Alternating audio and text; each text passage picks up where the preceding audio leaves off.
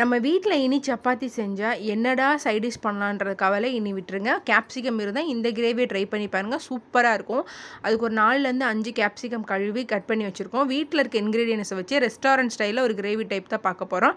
எப்படி செய்யலான்றது பார்க்கலாம். ஃபர்ஸ்ட் ஒரு பேன்ல தேவையான அளவுக்கு எண்ணெய் விட்டு, அதில ஃபர்ஸ்ட்டு கேப்சிகம்ம பச்சை ஸ்மெல் போற அளவுக்கு நல்லா வதக்கிக்கலாம். ஒரு 5 மினிட்ஸ் வதக்குனாவே போதும்.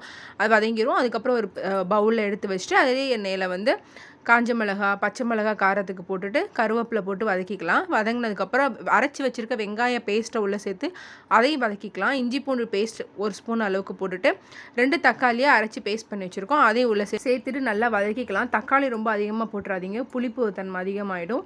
ஸோ அதனால ஒரு 2 தக்காளி இருந்தா போதும்.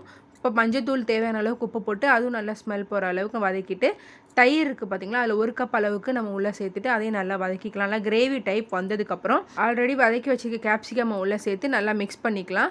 அது மிக்ஸ் பண்ணதுக்கப்புறம் முந்திரி பேஸ்ட், வெறும் முந்திரியை மட்டும் ஊற வச்சு அரைச்ச பேஸ்ட்டை உள்ளே சேர்த்துருக்கோம்.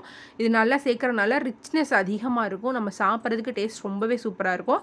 இப்போ இதுக்கு தேவையான அளவுக்கு தண்ணி விட்டு நல்லா வெந்ததுக்கப்புறம் ஃப்ரெஷ் க்ரீம் உள்ளே சேர்த்துட்டு, கசூரி மேத்தி இருக்குது பார்த்தீங்களா, அதுவும் நம்ம போட்டுக்கலாம் வாசனைக்காக. ரொம்ப டேஸ்ட்டாக எம்மியாக இருக்கும் இந்த கிரேவி. சின்னவங்கலேருந்து பெரியவங்க வரை எல்லாருக்குமே ரொம்ப பிடிக்கும்.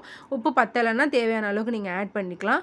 கண்டிப்பாக வீட்டில் ட்ரை பண்ணி பாருங்கள். ரெஸ்டாரண்ட் ஸ்டைலில் கண்டிப்பாக இருக்கும். தேங்க்ஸ் ஃபார் வாட்சிங் ஃப்ரெண்ட்ஸ். இந்த வீடியோ உங்களுக்கு பிடிச்சிருந்துச்சுன்னா நம்ம சேனலை சப்ஸ்கிரைப் பண்ணுங்கள் ஃப்ரெண்ட்ஸ்.